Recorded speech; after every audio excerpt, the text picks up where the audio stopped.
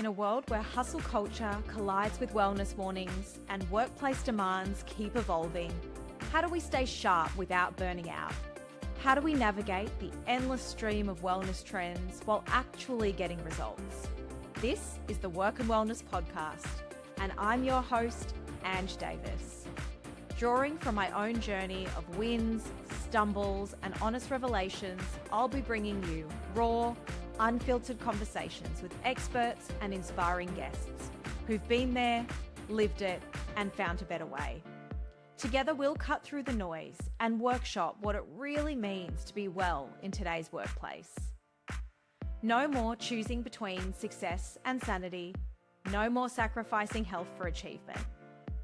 Whether you're struggling with burnout, searching for purpose, or simply ready to work smarter, not harder, you're in the right place. This is real talk about real solutions for real people. Let's get into it.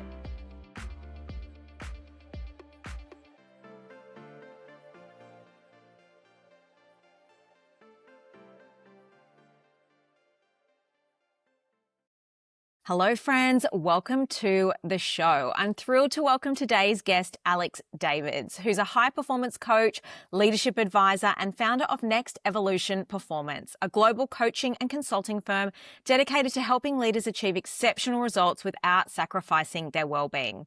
With more than 20 years of experience working with CEOs, executives, entrepreneurs, and leadership teams, Alex combines expertise in psychology, applied neuroscience, business strategy, and human performance to help individuals and organizations thrive in demanding environments. With a background in psychology and extensive training in neuroscience, Alex brings a really science-backed approach to leadership, resilience, decision-making, and sustainable performance. We're going to chat a lot about sustainable performance, leadership under pressure, resilience, burnout prevention, and what it truly takes to succeed over the long term. Welcome to the show, Alex. Thanks, Ange. Thank you for having me. I'm really excited to have you here. I think a lot of what you talk about is so pertinent to our work and wellness audience, and certainly things that I'm really passionate about working with organizations and leaders on as well. I want to start with, you've spent sort of more than 2 decades helping high performers succeed without burnout. And I think it's almost like burnout's a badge of honor now, or like a given. What do you think most people misunderstand about high performance? Because I do think for a long time there was a narrative that if you want to perform well, then you're just going to end up with burnout. And that's kind of the price you pay. Yeah, look, I don't think that narrative has changed a huge amount. I've just spent 2 days at a founders conference and listened to the messaging of founders who've built incredible businesses and sold them for huge amounts of money, and founders who are coming up through the ranks. And the messaging is still pretty similar, that hey, look, you're going to have to give some things up. And, I certainly, people were just sharing that same messaging. I've had my own form of burnout, or I've had multiple forms of burnout, and I've had to learn how to do things different ways. What I believe has changed is the view that you may go into an experience of high run rates and then having to pull back, but that there is not the expectation that you have to hit the wall to be able to be good at what you do, to be a true high performer.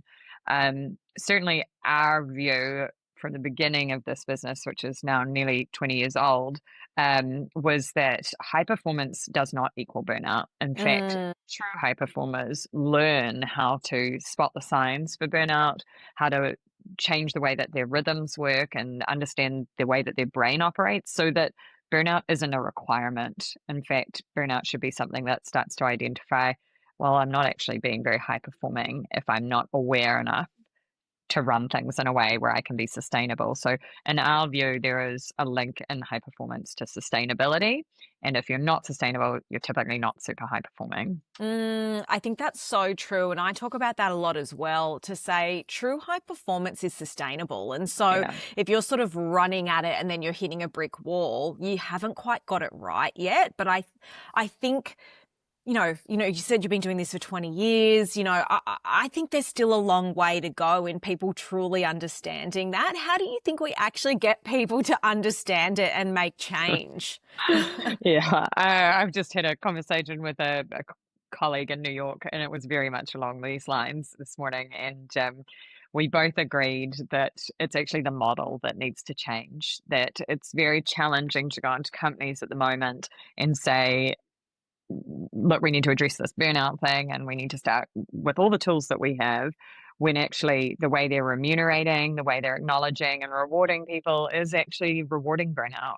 It's put in long hours, work hard, go above and beyond, as opposed to, we want to reward you for being intelligent enough and self-aware enough to push back on the culture and say, hey, the culture is actually not set up to allow us to work in a way that is sustainable. So it really boils down to truly, what are the values of the organization Yeah. and how honest are they about them? Because values are just the cover for behaviors. So what behaviors are we seeing in the organization? Are we really truly sticking to those and holding each other accountable? And are those behaviors aligned with a sustainable way of performing? So there is a deep shift needed at the model level and how Yeah. we reward behavior in certain ways. And I've seen enough companies shift or approach things in a way, because the next question is always, is it actually even possible? Yeah. And I know it is, but Mm. we're coming out of a generation who the work hard, play hard attitude was very real, and the hard work equals success was very real. And to think that our generation are going to shift enough in one generation is just not realistic. There is still a lot of messaging that we carry from our Mm. predecessors, and we just have to do the best job we can to not leave that messaging for the next generation. Yeah, I think you make such a pertinent point. I mean, certainly when I started my career, I remember I worked for an executive search firm, my first job out of uni, and I would always be the first one in just because I lived a long way away. And I'd come in, and more often than not, some of the directors and recruiters were sleeping under the desk like they'd been out the Oh night, they were my sleeping gosh. under the desk. And, then they'd like have a shower, change, go to work the next day. And certainly it was that work hard, play hard. You were Yeah. rewarded if you were first in, last out, regardless of the quality of your work. It was truly Regardless just of the quality, yeah. exactly just the hours you were putting in. They were praised because they were early in. And I'm like, they're not early in. They've never They left. passed out. They're just still drunk under their desk, And so I think it's so interesting what you say that, our generation, I do feel like we're that generation in the middle that sort of still has a little bit of that because we started our work life in that environment. It's Yeah. almost like it's kind of feels like our job to start really turning that wheel and trying to really change the culture.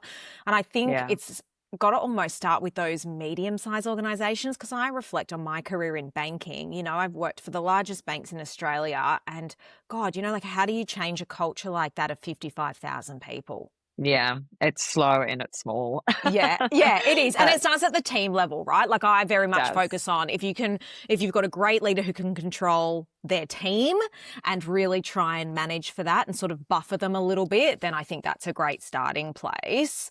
You really bring together psychology, neuroscience, and business strategy. So all of those in this holistic way. How do you feel like these disciplines really complement each other when it comes to leadership and performance? Yeah. Look, the easy answer to that is business is just about people. Businesses Yeah. don't function without people, or maybe one day not that far away they will. I don't think that'll ever happen. I truly think that there will always be humans at some point in the workplace. Look, I'm in your camp, at least I'm hopeful, but Yeah. there is some showing that it might Mm. be some that push the other way. But in the meantime, while we are human-driven organizations, that understanding the psychology and neuroscience of how humans work, and truly, as we're on the subject, in the AI world, it's becoming even more important that we understand how we work, Yeah. What we're seeing is we're trying to compete with the AI. We're trying to be good enough, move fast enough. AI tends to be, or at least for right now, showing up in a way that people feel that, well, I've got it doing all these things for me. And now I've got to try to get my head around that. And the burnout that's showing up is people's brains are exhausted from trying to comprehend the amount of work they've got AI doing for them. And then they've created enough capacity that they, instead of taking space and getting good recovery, they're filling it with more work. Yeah. So we're at this insane level of delivery and giving now, when really what the psychology and neuroscience elements help us with is to understand what conditions our brain needs to be in so that we get the most out of our unique humanness that is the asset that businesses truly have. So yeah, we're spending a lot of time with people helping them to understand the conditions your brain is in is not supporting Mm. you to deliver your best quality work. Yeah. Yeah. And I think that's something that I think it's relatively new news to a lot of organizations. I think really understanding the importance of rest and white space in people's days. I reflect back to my banking days, and it was a badge of honor if I didn't have time to have lunch or even go to the bathroom. I'm like, oh God, I've got so many meetings, Yeah. it's just so inefficient. How is anyone making a good decision in every single Yeah. meeting that they're in if they're not allowing that white space and time to think? And I think you're so right with the AI side of things. Because it's working so quickly, people have got more ideas, more projects than ever before because they're able to get AI to do it, but then they're not allowing their brains the space to think about it. How are you helping organizations tackle that, or what sort of conversations are you having around trying to help people understand that the magic is in actually allowing AI to give a human brain the space to be more creative and make better decisions rather than just output more work? Yeah, it's difficult, I have to say. I'm fortunate enough to team up with some really great AI strategists. Mm, And the messaging that we're seeing companies are being given now is you don't just want to implement AI and tell people to just go play with it and go work it out. You need at a very high level an AI strategy. And if mm, your company can articulate what is our AI strategy, first of all, it gets easier to know which tools to start yeah. helping people learn and provide training around. But secondly, part of the AI strategy needs to be what is the goal of AI in our business? What are we using it for? Mm, And then if it is for creating more capacity for our humans, how are we ensuring culturally that we're supporting that to happen? So it does mean usually means dedicated time to training in AI, and then very clear boundary setting. When you've got it to do this, then what happens with that piece of capacity that you've got? What are you now refocusing on while keeping space and while letting yourself recover? And a big piece of it is ensuring that they have the support and the help around any roadblocks they run into when using the AI, because people are getting most lost in, oh, when I hit a wall, I end up spending 2 hours trying to figure out how to get out of it instead of, that we've got a simple solution for that. So it's, in a way, it's just simple boundary setting, but it's boundary setting around this very new thing, new world that we're not comprehending properly yet. And I think it'll be a while till we do. Sometimes we dive in, muck it up, and then have to figure it out. But the companies that we've seen that are doing it well are starting with strategy, working out why they need it and what its specific purpose is, and then moving through it aware, as opposed to just dive in, have a play, see what happens. And people are getting so overwhelmed and lost. Yeah, I think it's so interesting because it has appeared so quickly, right? Like we're going through change quicker than we ever have before. I heard someone say a long time ago, this is like the slowest the pace of change will ever be right now. It's just going to get quicker and quicker Yeah, and quicker right in this moment with the slowest because it's going to get more. And yeah. I think it's really pertinent because there is so much rhetoric out there around how you should use AI, how it should be adopted. And I think it's about really understanding what the benefit is for each organization, but then how you take the humans through on that journey. And I have a little bit of a prediction that I think a lot of people will have done mass redundancies and then realized that AI is, not as capable and it's less cost effective. And there might be some things that are wound back. Maybe people have pushed the trigger too early, but that's just my little stand back sort of prediction on what's happening in the environment at the moment, because I think there's so much pressure and squeeze on sort of business margins that people might not be operating in a really sound way. I wouldn't be surprised at all if there's a bit of reeling back. Maybe it won't be enormous, but it will definitely be there to some extent. We can already see it's making quite a lot of mistakes as we go along, and we're seeing huge gaps in that middle tier of management. People are taking on juniors, taking on seniors, and then letting go of that middle management, but it's causing a problem in growing the juniors up into that senior leadership space. So there will have to be some rebalancing, but I mean, we're so interesting as humans. We're such extremists. We dive all in, we swing one way with a huge trend, and everybody jumps on board, and then we suddenly go, "Ooh, that's not quite working the way we want it to," and there'll be a big swing back the other way, and then there'll be a rebalancing in the middle somewhere. But you just hope there aren't too many casualties in different ways when you swing all the way one way. My goodness, the brain loves a shiny new thing, and also loves because there comes a dopamine hit with that, right? So we jump into this new thing, it's exciting, and the brain gets rewarded for trying it out. But then the other driver is fear. There is a lot of fear messaging around you need to get on board or you're going to miss out and you're going to fall behind and it's going to be terrible and you'll lose your business or you'll lose your job. Or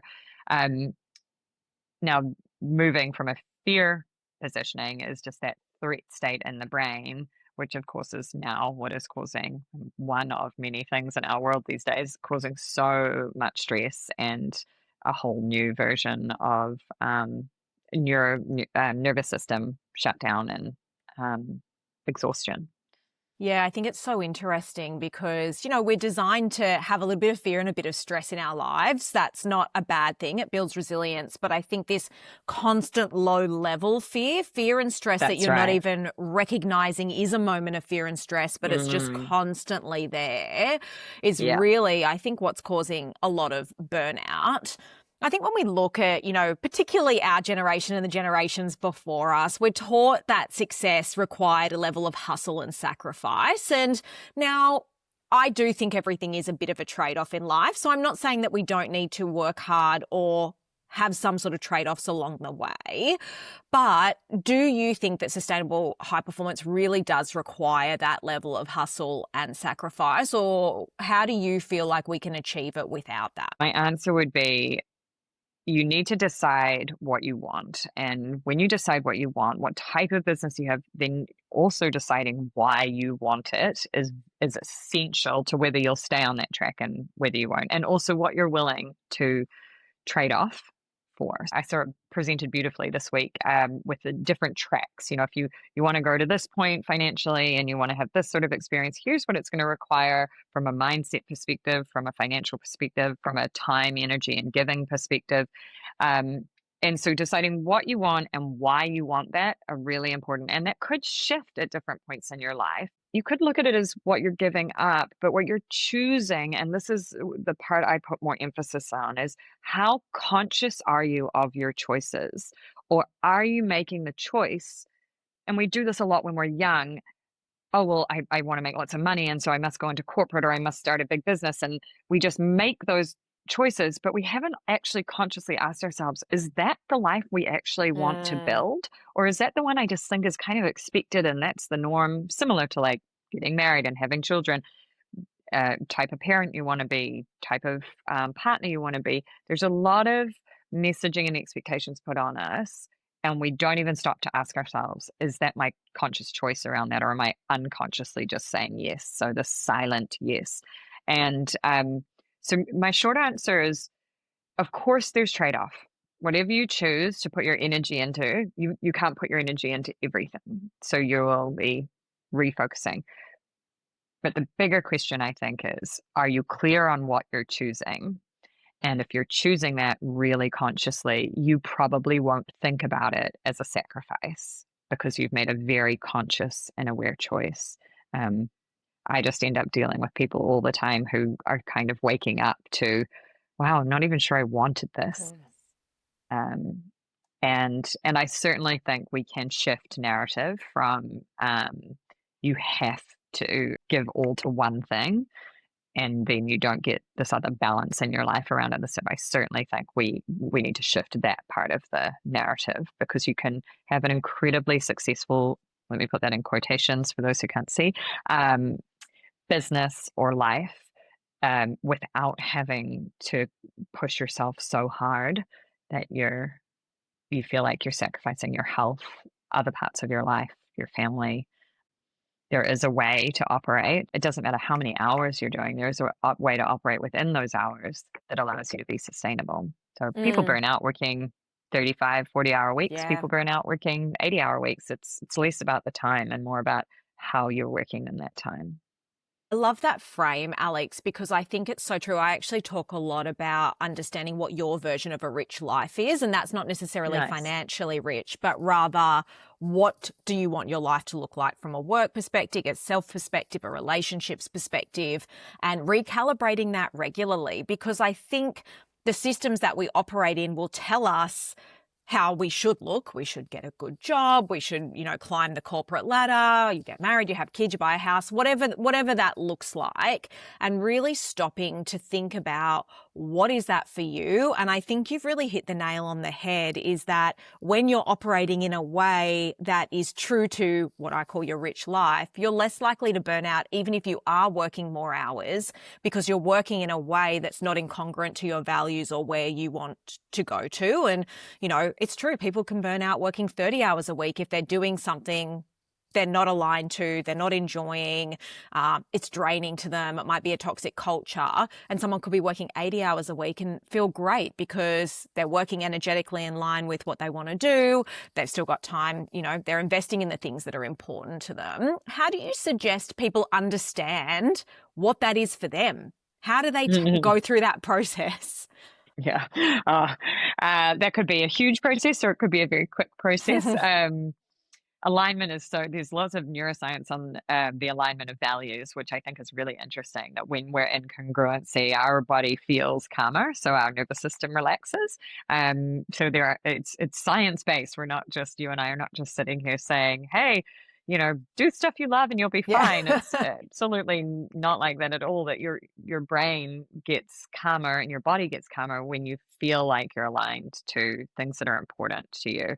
Now, you can change those things that are important to you. Your brain is neuroplastic, which means you have the ability to shift it. But you have to do that very consciously. How do you suggest people understand, outside of what society says, what's important to them? Okay, so I've said to clients many, many times, you can do a 3-month deep dive into your values, and that can be very, very interesting, very, very deep. But I do it with them in workshops to get them a very quick explanation idea of what's the most important thing to them. So I get them to grab 10 little bits of paper or 10 sticky notes and write down the 10 most important things in their life right now.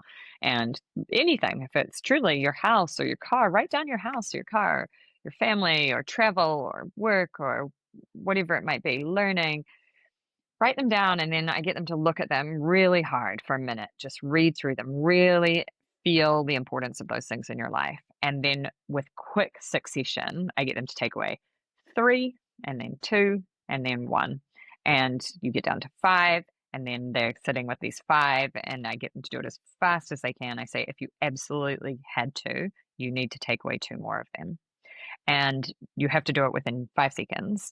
So you end up with what would be your 3 most important things in your life. And it's a really hard exercise for a lot of people because you feel like you're cutting stuff out. Now, they may not look like your values, but what's underneath them is the value. So sometimes people say, well, I put work, but is work really a value? And I say, well, what do you love about the work? What does it give you? And for some people, it's security. For others, it's freedom. For some, it's pride.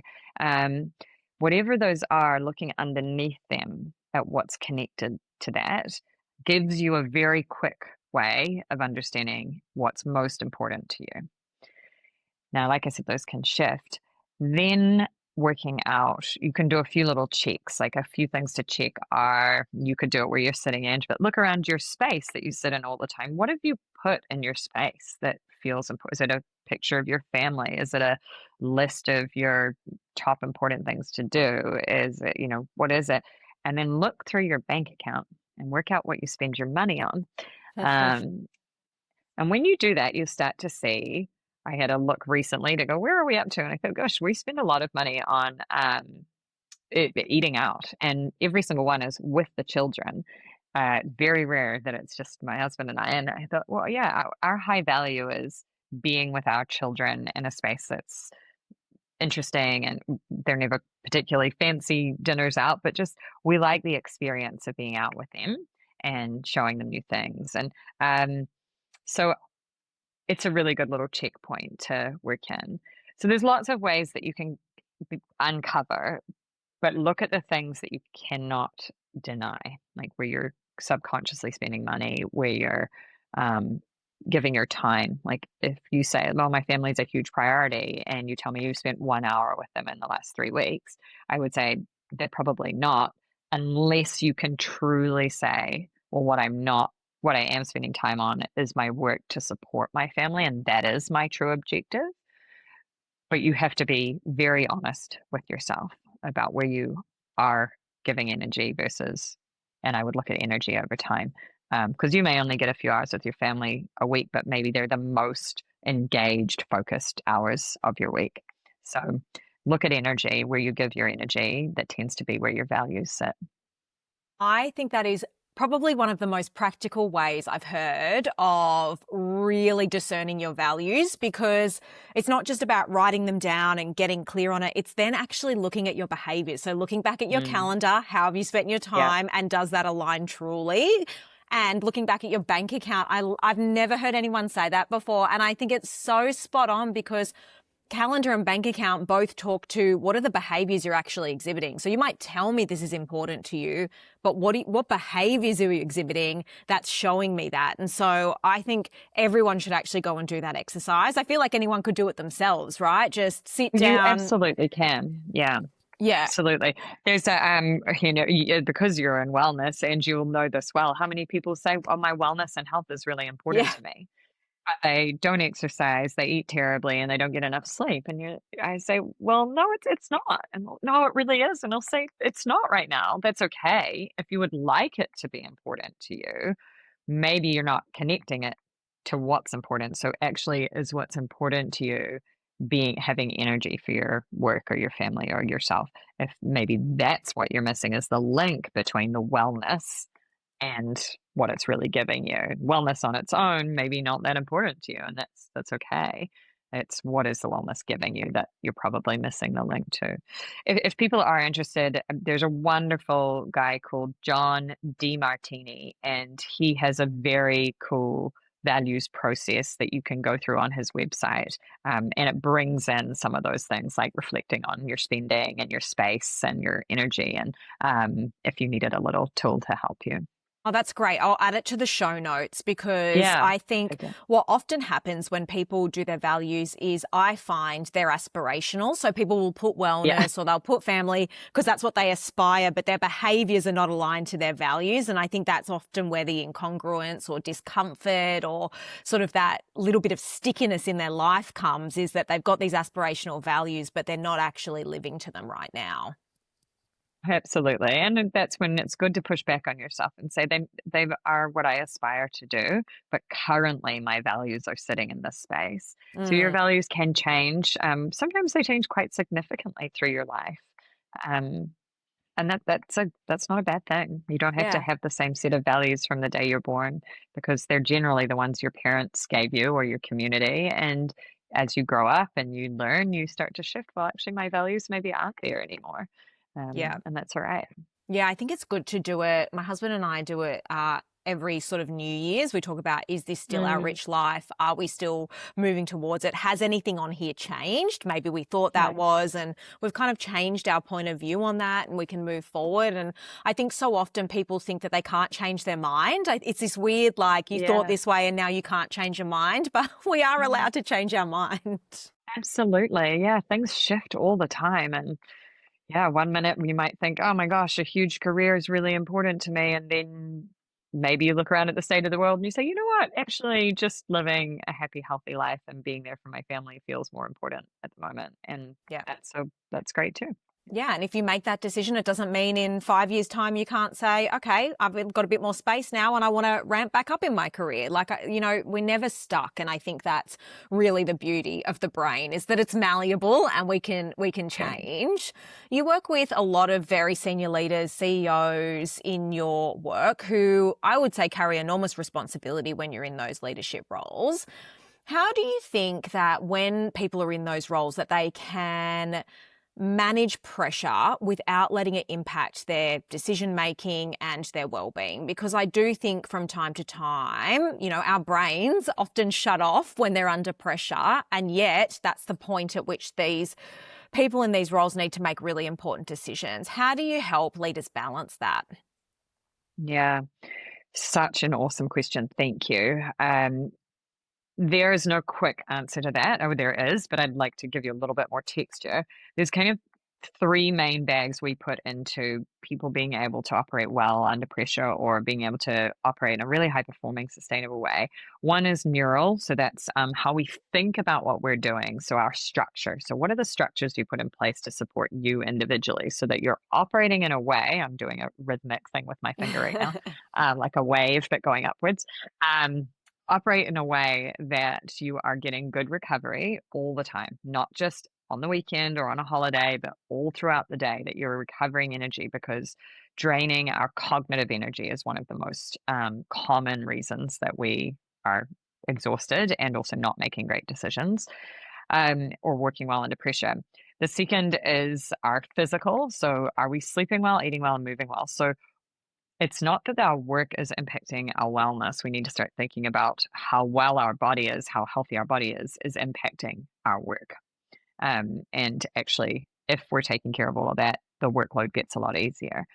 And then the third is our mindset. So understanding your thoughts and how are they showing up, and being very aware of when they start to turn on us. And so all three of those require great self-awareness. If you have no awareness of what your state your body and your mind are in, then when you come under pressure, you remain in that tensed, what we call a threat state. And you're exactly right, Ange. The prefrontal cortex that is meant to help us with our decision making, our emotional regulation, that shuts down, because the pressure that we feel, as most people know now, is exactly the same as the pressure or the stress that you would feel if you were under attack out in the wild. Yeah. So if we know that's what's happening in our brain, and our brain is heavily connected to our body, then we can think about, how do I get my brain back into a state where I can emotionally regulate and make good decisions? And the fastest way to that is through breath, as simple as that. And I often have a laugh with my corporate clients and my CEOs when we say, I'm kind of here to just teach you how to breathe, Yeah. along with a bunch of neuroscience. But the neuroscience states that if you are breathing well into your abdomen, filling out the rib cage through your nose, both in and out, focusing on a longer exhale, you can bring your neurosystem into a state that is calm, that relaxes and sends messages back and forth to the brain and the nervous system, back and forth to each other, that you're safe. And when you do that, the prefrontal cortex comes back online, and suddenly you can think clearly. So I just did a great workshop with a client, senior leadership team a little while back, and they were talking about exactly this. They're under a huge amount of pressure right now.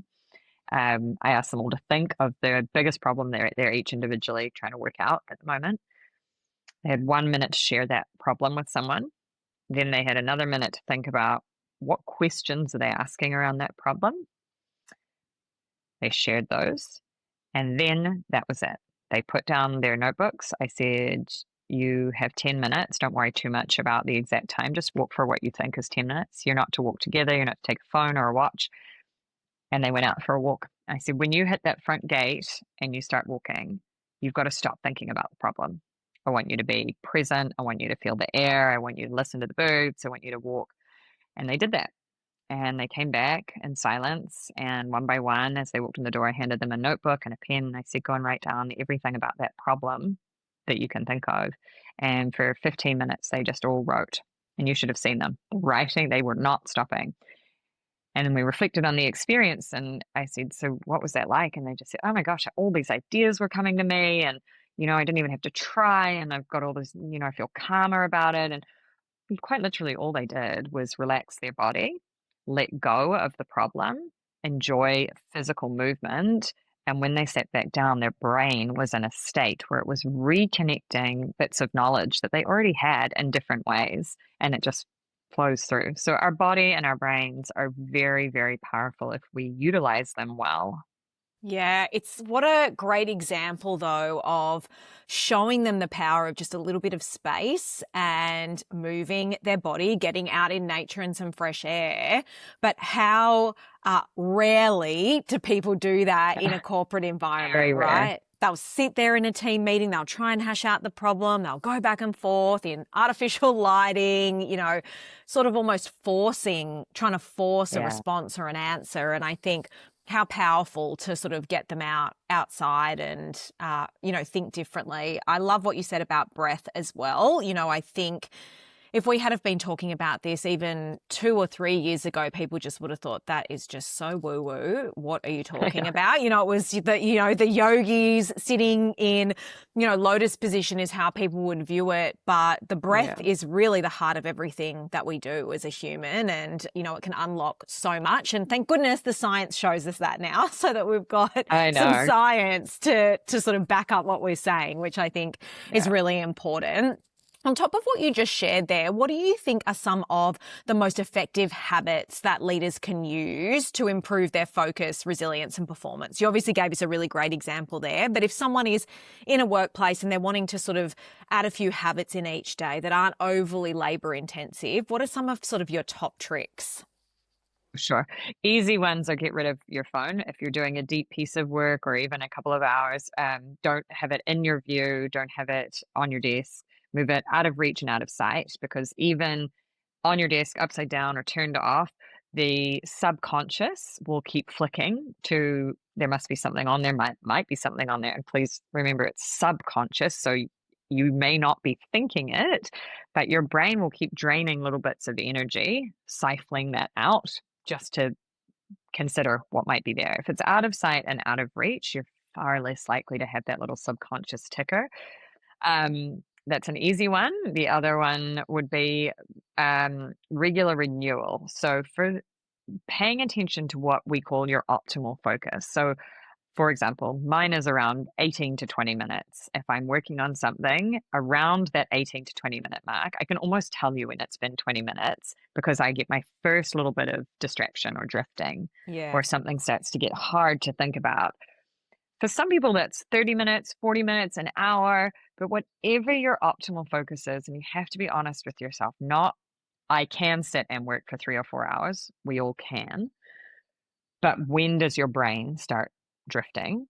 At that point, that's when you reach and you get a glass of water. You stand up, you look away from the screen. If you can go for longer, truly, truly without any distraction, then you need to do a little bit more recovery. So you might need to get up and walk around the block and come back 10 minutes max.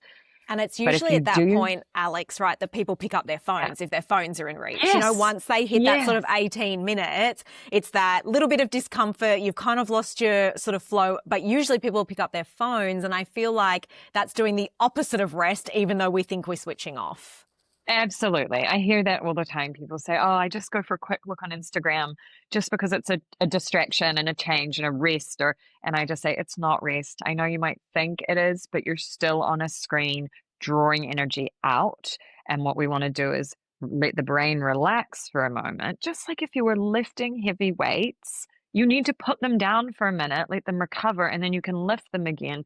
The brain is the same. We need to focus for when what we can, give it true recovery, and then you'll get the same amount of effective 20 minutes again.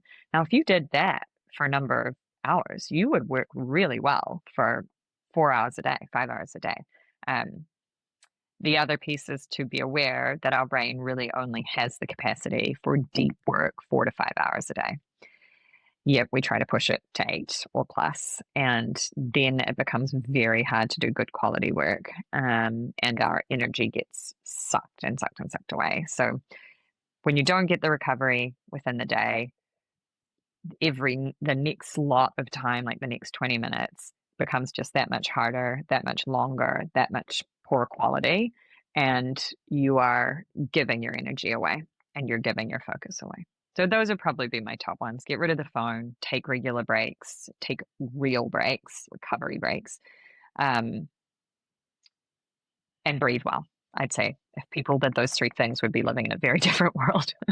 It's so funny, isn't it? Because I always say things like this are simple, not easy. You know, to say them on this, you're like, oh, yep, that makes total sense. I'm sure lots of people will be listening, nodding along, thinking, yes, of course, that makes total sense.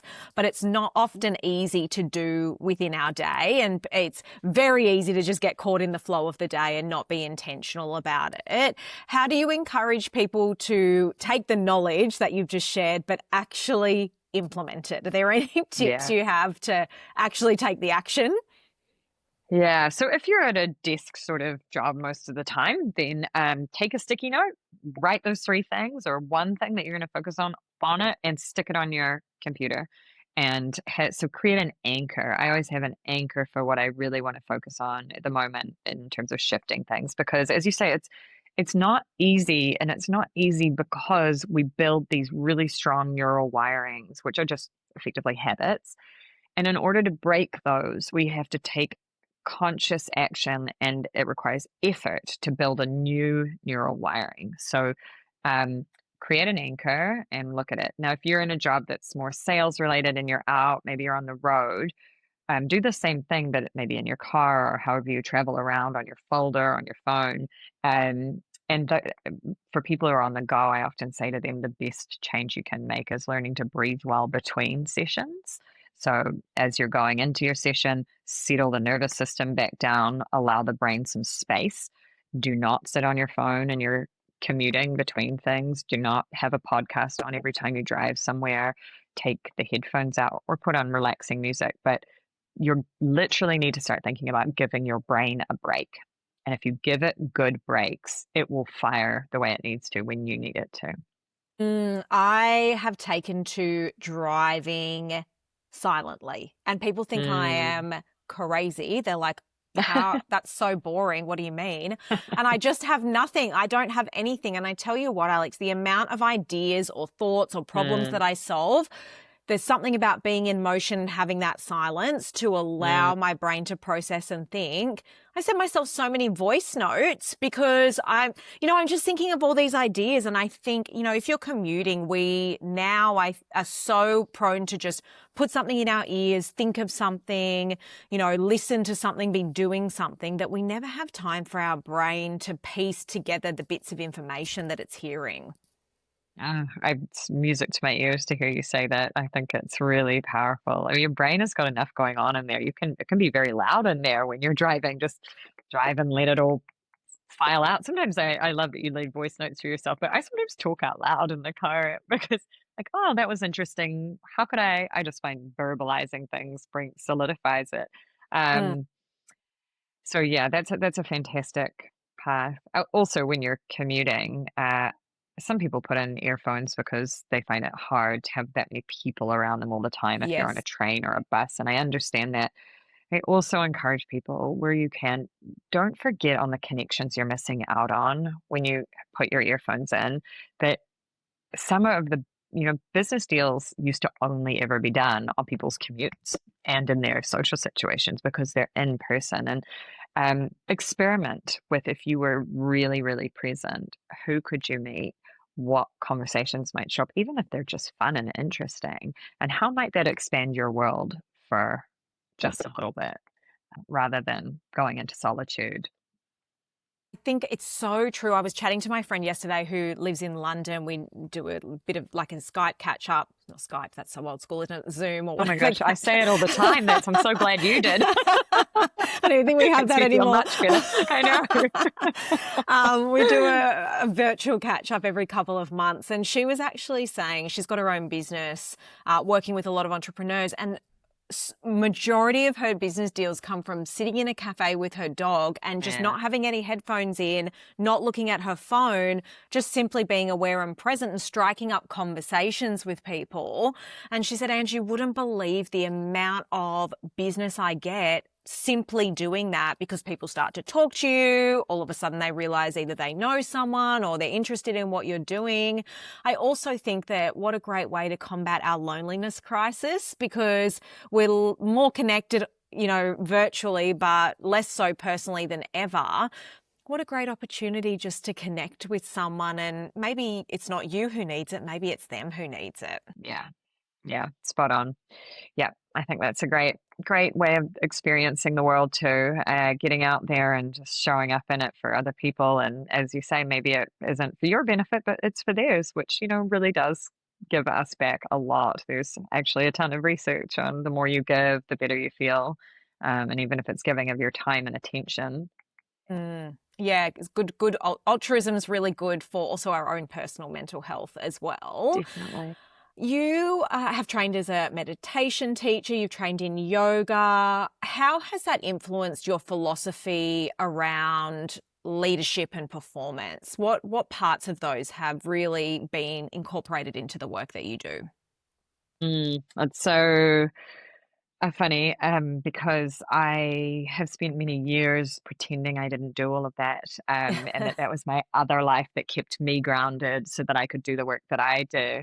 But I have always, been going down both paths since my early 20s, the yoga and meditation path and the neuroscience path. And I can't tell you how many crossovers there are. I mean, they're so interrelated. It's just the neuroscience is proving the stuff that all these ancient traditions have just known to be true for so long. So, how has it influenced it? It has influenced it hugely. It's certainly helped me to be more still and stable with clients and open. And when I'm with clients who are in the right space, I don't know if I'm phrasing that clearly, but meditation is a big part of what I encourage people to do. I just may not call it that. Effectively, it's becoming aware of your body and your nervous system, and getting your thoughts to just quiet down a little so that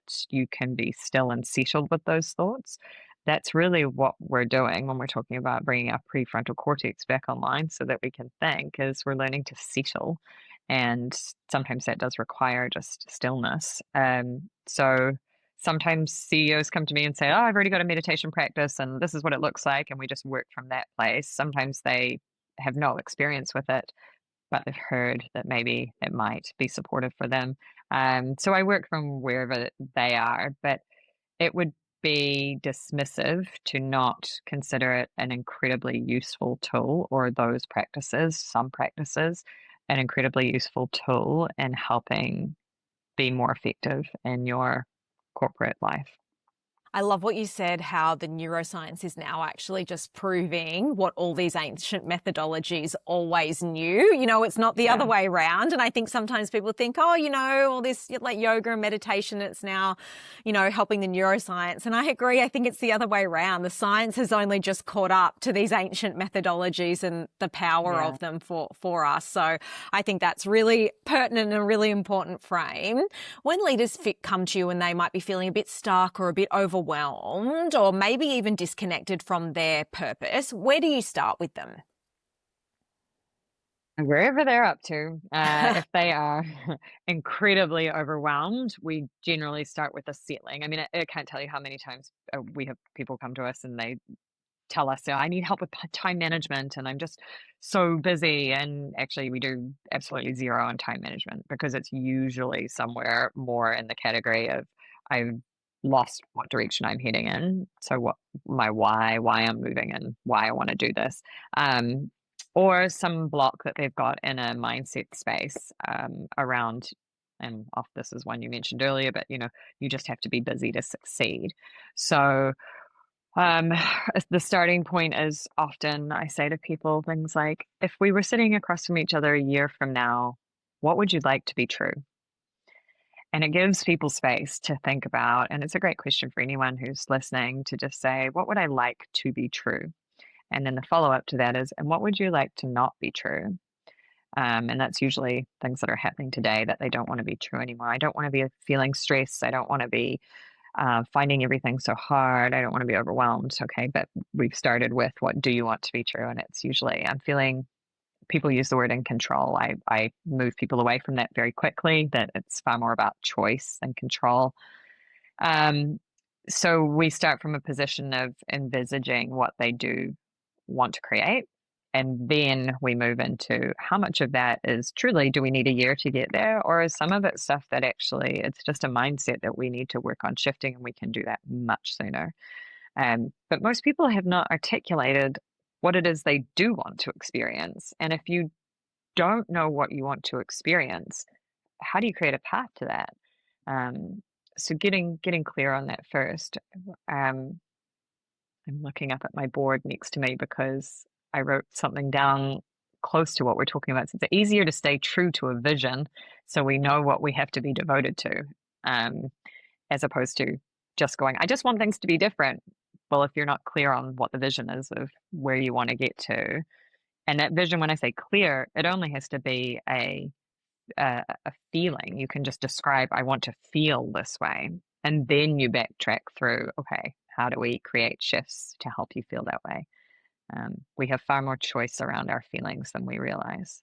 I think having that beacon or that lighthouse is really important. You might not, there's many pathways to get to a destination. You put your Google Maps on and it'll give you 3 or 5 different ways to get to wherever you want to go. That's and I right. don't really think it's the pathway that, enjoy the path, but, there are many ways to get to where you want to go. And I often say, don't be pushed by your current circumstance, be pulled by where you want to go. And so I think that speaks to that as well. If you could give every leader one piece of advice for achieving professional success and personal well-being, what would that be? Oh, one piece of advice. You can have more. I'm being cruel giving one. Just your top couple. I would say make it a priority, at least in the short term, to find some way to get still and centered and ask yourself the questions around what is truly important to you.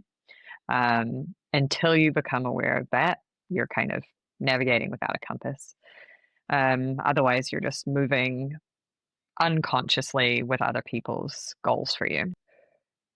The people who I see truly thrive are very clear on what's important to their life. So start there. And then the other tips are more practical, are learn how to breathe well, learn how to become very aware of your state at any given time, your state in a really high intense meeting, prior to going into client sessions, post coming out of them, the end of a work day, the end of a work week, the end of a work year. Awareness has to be our starting point. If we have no awareness of where we are, we can't make any changes. So get clear on what you want, and truly what you want, not what everyone else wants, and then align everything else behind that. The neuroscience part comes in with the learning your state and getting yourself into a state that's supportive for your high pressured situations. It's so important. I actually have found one of the best ways to get that self-awareness and understanding our state is through writing. People call it journaling. A lot of people have an issue with that phrasing. I just call it morning pages for people who have an issue with the word journaling. Great. But just taking some time to write, I think, can be really powerful. Or even if people have time after a meeting and they notice that they got heightened or they felt like, just writing down and noticing what was happening can be a really great first step, with no judgment, no need to make any action on it, but just that level of awareness to understand what's going on. Yeah, and look, writing doesn't work for everybody, or at least people, have different reasons why they don't want to do it or why they can't. But I agree with you. I think it can be a great exploratory way of getting to know yourself a bit better. And I always say to people, have a journal or book or whatever you want to call it, notebook, that you are ready to throw away, that you're going to burn. So write in it all the rubbish that comes out of your brain, And don't worry about reading it back yourself or what other people might think. You get ready, just be prepared. This is the journal. You write on the front, please burn if I die. And so nobody ever will read this. And then later, it is a great way of getting out of all the rubbish in your mind and creating some clarity. Yeah, I love that. No pressure to read anything back or anything like that. What's one question you wish I had have asked you today, Alex? I wish you had have asked me. Maybe what my hardest experience is Yeah. in performance, Tell because us. see, now you're going to ask me. Um, because it's always telling to ask the person who's working with people where they find their greatest challenges. Yeah, and look, I come up against them all the time. I think that's why I've stayed in this line of work for so long, because it's largely self-discovery. If you are figuring it out yourself, you're very open to supporting other people with that too. Mine certainly would be remaining present when I come out of my work life. I think my work life, I'm very focused, but keeping that presence about me in my family life is very important. And also knowing when the end of a line is with something. So taking a certain path and then it being it's very challenging for me sometimes to admit, I think this path has come to an end. And I need to maybe choose a different one or a different version of it. And saying no and changing directions is challenging because it feels uncomfortable and ambiguous and unsafe. But it is also incredibly important to know when to shift or to finish something. Such an important point, isn't it? Because I think in our generation, we're taught not to quit, to keep going, and it can be seen as, inverted commas, a failure to stop something or, not to keep going on a certain path. But I do think, overcoming that sunk cost fallacy as well. I've invested so much time and energy into this, what a waste. And you will continue to do so if you don't move on. Yeah. And I think that's a really nice full circle way to end, because it does come back to your values and what's important to you, and being able to say, if I continue down this path, is it actually taking me towards that beacon or towards my values, or is it going to start pulling me away from that? So it's a really nice, I think, way to discern that. Where can everyone find you, Alex? You can find me on LinkedIn under Alex Davids or Alexandra Davids. You can find me on our website, nextevolutionperformance.com. We have free webinars every month that we run called 2020. So people are welcome to join those. They're just 20 minutes on a topic around neuroscience and leadership and 20 minutes of open Q&A. You get the recording if you can't make the time, but I think it's very Australia, New Zealand time friendly. And yeah, I would love to hear from people. Thank you so much. I have loved chatting today. I feel like we've covered so much you. and some really, really practical ways to help people, through their careers and through their lives. So thank you so much for your time. Thanks, Ange. It's been a pleasure. Thanks for joining me on Work and Wellness. If today's episode resonated with you, remember, someone in your network might need to hear this too. Share it with a colleague or friend who could use these insights. I'd love to keep the conversation going, so find us on Instagram at Mind Your Grit, where we share daily tips and continue these discussions. And if you found value in today's episode, please take time to rate and review the show. It makes such a huge difference and helps other people discover conversations they might really need. Don't forget to hit subscribe so you never miss an episode. Each week, we're building a community of people who believe that success and well-being go hand in hand. You can find the notes, resources, and links from today's episode at mindyourgrit.com. This is Work and Wellness with Ange Davis. Your work matters, your wellness matters, and this is where it all comes together. See you next week.